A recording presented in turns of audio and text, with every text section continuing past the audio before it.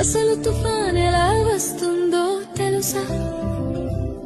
సముద్రం మొదట ప్రశాంతంగా ఉంటుంది, అలలు మెల్లగా తాకుతూ ఉంటాయి. కానీ సూర్యుడు బాగా వేడెక్కితే సముద్రపు నీరు కూడా వేడిగా మారుతుంది. ఆ వేడి నీటి మీద ఉన్న గాలి కూడా వేడి అవుతుంది, పైకి ఎగురుతుంది. గాలి పైకి ఎగినప్పుడు కింద ఖాళీ అవుతుంది.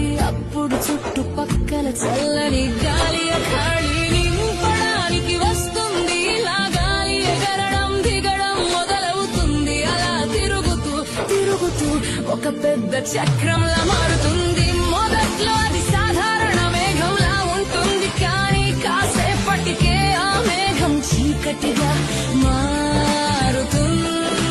మేఘాల మధ్య మెరుపులు మెరుస్తాయి, గాలి గర్జిస్తుంది. సముద్రం మీద గాలి వేగం 60-80-100 కిలోమీటర్లు.